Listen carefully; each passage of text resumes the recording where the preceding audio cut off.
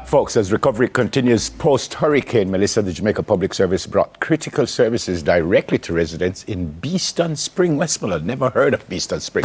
To share more on that activity, we are joined by Marilyn McDonald, Manager Community Renewal, Jamaica Public Service, and Dane McLean, Project Manager, Jamaica Social Investment Fund. And I think Marilyn knows why I laugh just when I introduce her. Good morning to you both. Good morning. Good morning. Marilyn, they usually say ladies first, but I'm going to start with Dane because I want to know your role, JCF overall role, and then specifically to disaster recovery. But what's the overall role? All right. Thank you, Neville. So Jamaica Social Investment Fund is a Government of Jamaica company. And so for the last 30 years, JCF has been working in communities. So we pride ourselves on community development. So we support building basic community infrastructure, roads, schools, bridges, etc. Specific, however, to our partnership with JPS, we have been working for the last 10 years supporting communities to get access to electricity, safe electricity. So specifically in this regard, and in particular, post-Hurricane Melissa. And how do you do that when you say you work with the JPS? What is your role in this? Okay, awesome. So we have a number of vulnerable communities who need to have their homes wired. For a number of households in Jamaica, they can't afford the basic cost to get their homes wired. And so JCF, through financing by the government of Jamaica, has been able to go into these communities, supporting these households to get their homes wired. Okay. Marilyn, I suspect that the folks, the very few who still don't have electricity might be a little bit annoyed with you guys, but congrats on what you guys have been able to do thus far, because from what I've heard and seen, it was a massive, massive undertaking, and you guys have jumped on it full blood. So I appreciate that. But beyond that, why was it important to host that Community Connect Fair? Okay, good morning, everyone. So it was important for JPS to host a Community Connect Fair because restoration is not just about rebuilding the network. It's about rebuilding everyone's entire lives. And so when the hurricane hit the western part of Jamaica, as you would have stated, it was very devastating. And so we thought that we would not only build the network, but rebuild their total lives. And what this means, Beeston Spring was vastly devastated. And what this means, we went in and we brought in other services to the residents of the community of Beeston Spring. So instead of them going out to find these services, we brought the services to them. Some of these services are dental, medical, and other essential government services, so they could put their lives back together. What kind of need did you guys see? So the need that we saw especially was because of the devastation we had, as Dane would have mentioned, house wiring, we saw a lot of persons joining the lines for house wiring assistance because during the hurricane, they would have devastated their homes. And we also saw persons who wanted to come onto the grid for the first time. And in partnering with some of our agencies, just the mere care packages and stuff, but the greatest need was for the house wiring assistance and basically the fact that they would have lost documents throughout the hurricane to have their lost documents restored. I said at the top that some people might still be annoyed with you guys because they don't have electricity. How many are we talking about here? All right, so far we have restored island-wide 99%. 99%? Yeah, 99%. But as we know, Western Jamaica was vastly hit, and so we have just under 9,000 customers to be restored, and we're working assiduously to do that. You have a timeline on that? A timeline, we're on the ground working, but it will be soon. It will be soon. That's good news.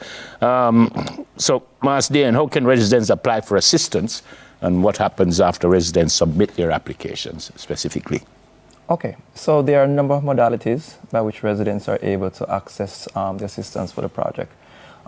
Traditionally, JCF, we have worked with a number of partners. So just to indicate, NGOs in the various communities are able to apply on behalf of residents. Local political representatives, the member of parliaments, the councillors, they can actually make representation to us. And I must indicate, one of our most invaluable partners for the last 30 years in working in communities would have been the SDC. They have one of the strongest network of what we call community development officers island-wide.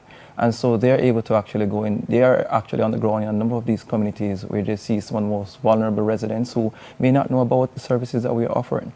And so what we have is an open channel So any of these partners are able to reach us. They can reach us at info@jsif.org, or they can call us 968-4545.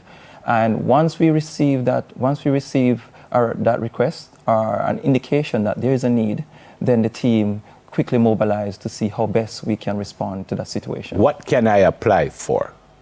What would be something that I can say to JSA if I need this or I need that? What can I apply for? All right. So specific to what we have been doing in partnership with JPS in respect to electrification, for households in Western Jamaica or island-wide, in fact, who would have either had their infrastructure damaged during the hurricane, so they may have had, like for example in Catherine Hall, we had over 800 households in Catherine Hall that were inundated with flood waters up to 6 feet, and so we were able to go in within 6 weeks of Hurricane Melissa, and to date I can report that the entire community, we have had our electricians gone in and checked installation for house wiring for that entire community.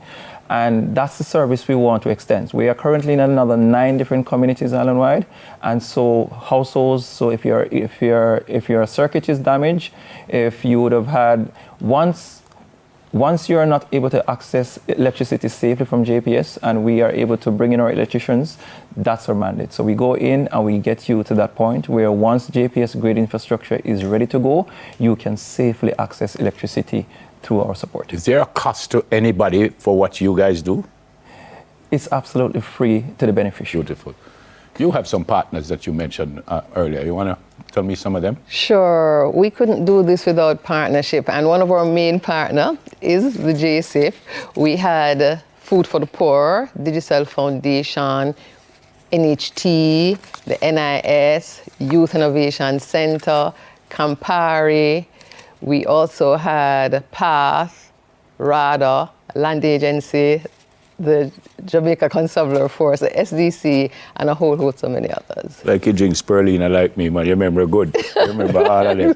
This is a one-off thing. Will you guys be going into other communities before we go? No, this is not a one-off thing. We're looking forward to have our second fair of this nature. We're having this in about the latter part of March, looking about March 19th and through in Parati, St. Elizabeth. Yep. I've heard of Parity, never heard of Beeston.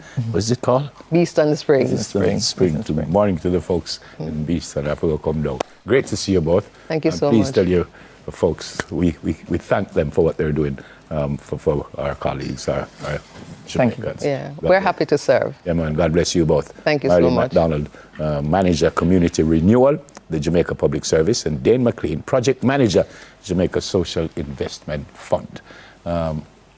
Great and famous Rashima is also here. She should have been beside me. All right, coming up, we have a fun stop. But first, here's the band again, Fire, with Free Your Heart.